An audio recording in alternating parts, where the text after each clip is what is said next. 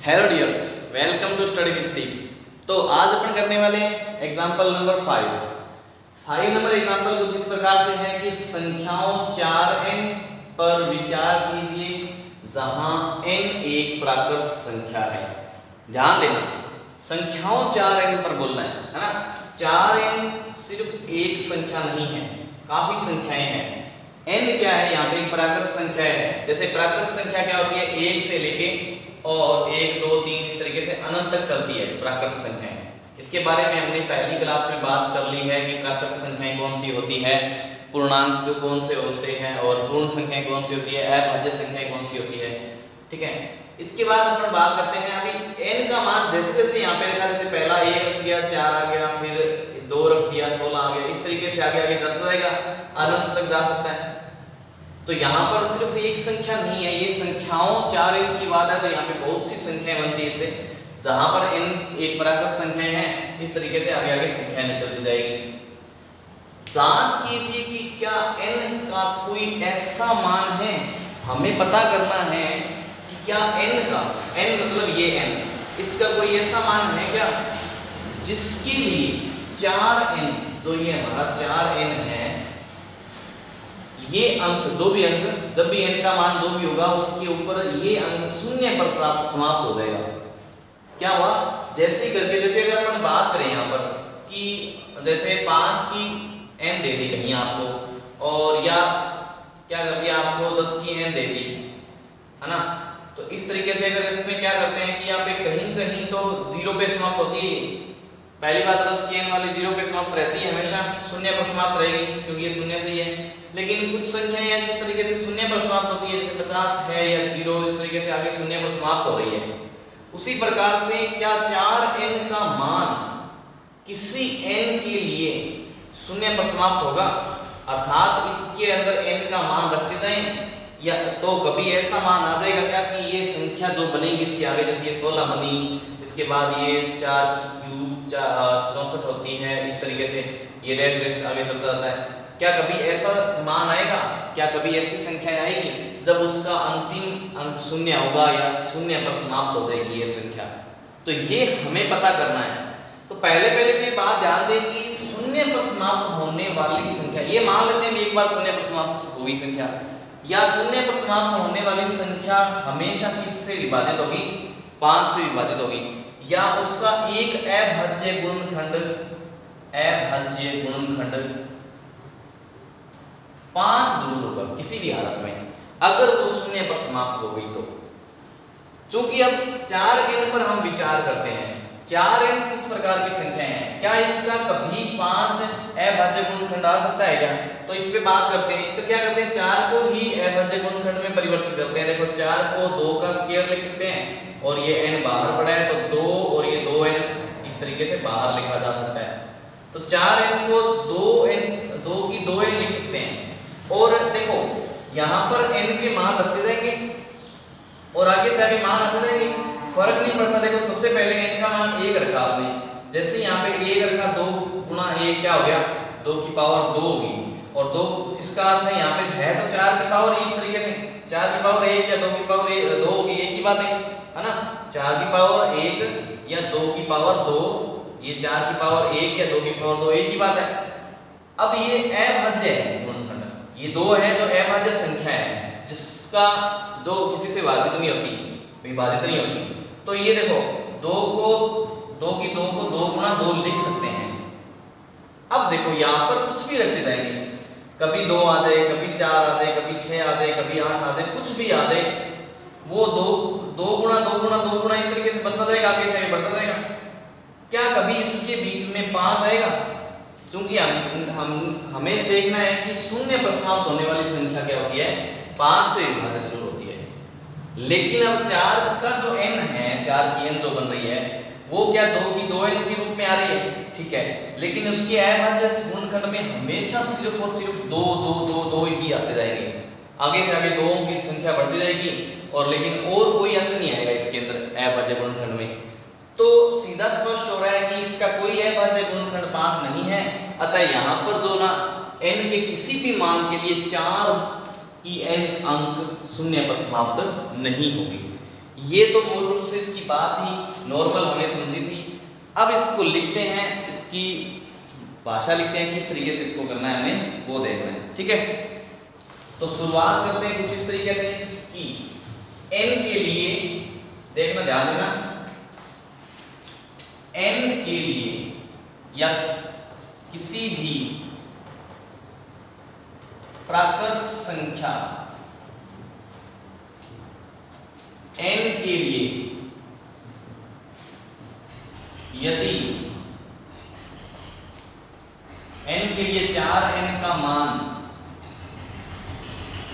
यदि 0 पर समाप्त होगा तो इसका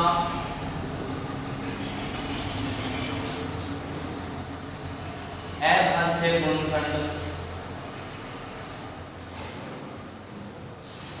5 अवश्य होगा। क्योंकि हम जानते हैं कि जो संख्याएं 0 पर समाप्त होती है उनका अभाज्य गुणनखंड 5 जो जरूर होता है। यह संभव नहीं है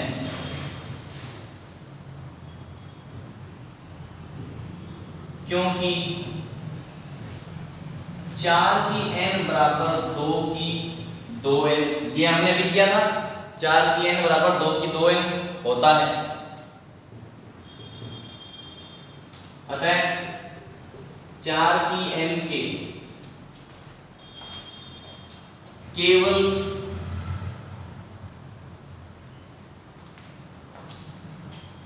4 की n का केवल 2 ही अभाज्य गुणनखंड होगा। इससे हमें पता चला कि 2 ही रहेगा, इसका हमेशा हमेशा 2 ही अभाज्य गुणनखंड रहेगा, क्योंकि 2 के गुणा 2 2 गुणा करते करते करते आगे संख्या बनती जाएगी और वो 4 की n के रूप में बनती जाएगी। तो यहां बात आती है अंकगणित की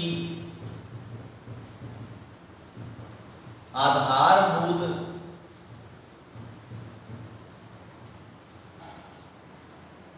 प्रमेय से, प्रमेय की अद्वितीयता से 4 की n का n प्राकृत संख्या, किसी प्राकृत संख्या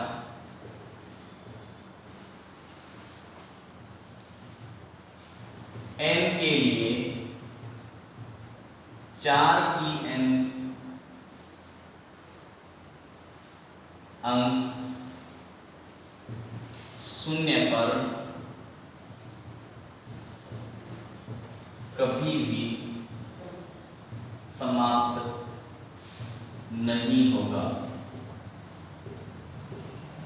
इतना ही काम लिखना है जो हमने अभी समझा था जस्ट पहले, इससे पहले यही काम यहां पर लिखना है बस। कि क्या हुआ कि किसी भी प्राकृत संख्या n के लिए 4n का मान यदि 0 पर समाप्त होगा, यदि 0 पर समाप्त हो गया तो इसका अभाज्य गुणनखंड 5 अवश्य होगा। यह संभव नहीं है क्योंकि अभी जस्ट हमने इसमें सारी बातें की थी, क्योंकि 4 की n बराबर 2 की 2n होता है और अतः 4 की n का केवल 2 ही अभाज्य गुणनखंड होगा। अंकगणित की आधारभूत प्रमेयता हमने पढ़ी थी कि जो इसके अभाज्य गुणनखंड होते हैं निश्चित होते हैं।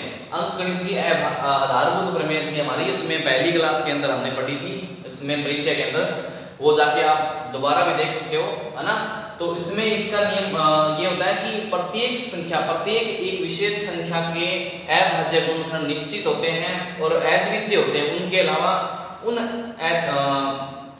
उन गुणनखंडों के अलावा, अभाज्य गुणनखंडों के अलावा किसी भी संख्या के गुणनखंड नहीं हो सकते वो, है ना। जैसे हमने इसमें बात कर ली, जैसे 15 के गुणनखंड कितने होते हैं, तो यहाँ पर 1 गुणा 3 गुणा 5, 5 दिए 15, ये एक तो हमेशा सबके गुणनखंड में रहता है, लेकिन ऐसा गुणनखंड किसी का भी नहीं होगा। ये आधारभूत अंकगणित की आधारभूत प्रमेय थी। तो उस ये मतलब अद्वितीय गुणनखंड होते हैं हमेशा प्रत्येक संख्या के लिए अलग। हाँ, इस संख्या के यही 15 इधर बढ़ा है तो संख्या ही एक हो गई, इसलिए इसका फर्क नहीं पड़ता, लेकिन ये अद्वितीय रहेंगे।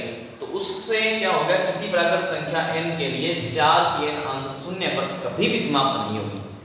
ये बात आपको समझ में आई होगी। और अब अपन करेंगे नेक्स्ट क्वेश्चन।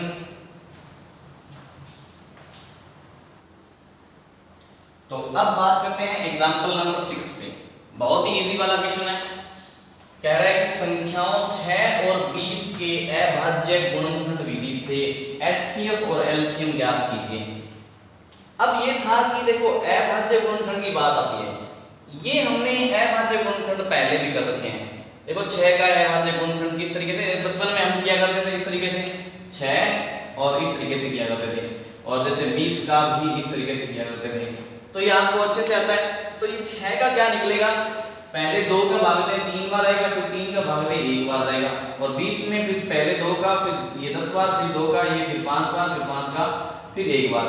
अब ये तो हमें अच्छे से आते हैं, हम सही तरीके नॉर्मल तरीके से भी लिखा सकते हैं। तो हम सीधा से लिखते हैं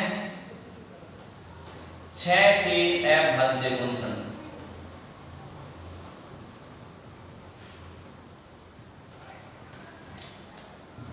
क्या निकलेंगे, 2 गुणा 3, इन घाते इनके गए। और इसी प्रकार से 20 के अभाज्य गुणनखंड 2 गुणा 2 गुणा 5 या बराबर 2 की घात 2 गुणा 5 की घात 1। ठीक है। HCF के लिए नियम यह रहता है, यहां ध्यान दें 6 और 20 का HCF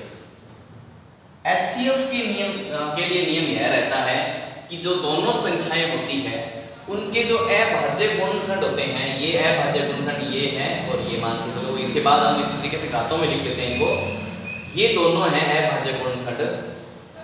HCF के लिए ये रहता है कि जो उभयनिष्ठ का उभयनिष्ठ जो हमारा गुणनखंड होता है अभाज्य गुणनखंड, उभयनिष्ठ अभाज्य गुणनखंड, उनकी न्यूनतम घातों वाली गुणनखंड को लेना है। तो यहाँ पे विशेष बात है, उभयनिष्ठ अभाज्य गुणनखंड का न्यूनतम घात वाला गुणनखंड HCF होता है।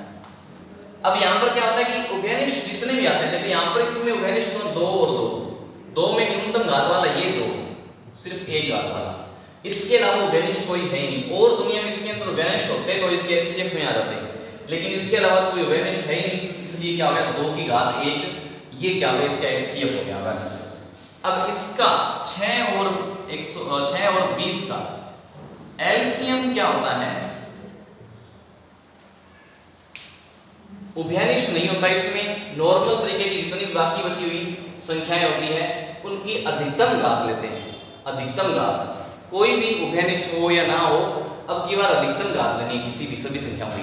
तो ये देखो सबसे पहले 2 की 2 अधिकतम, फिर यहाँ पे आती है 3 की 1, फिर आती है 5 की 1, मतलब सभी संख्याओं की अधिकतम घात लेनी है, सभी अभाज्य गुणनखंडों की अधिकतम घात लेनी है, और वो भी दोनों में से।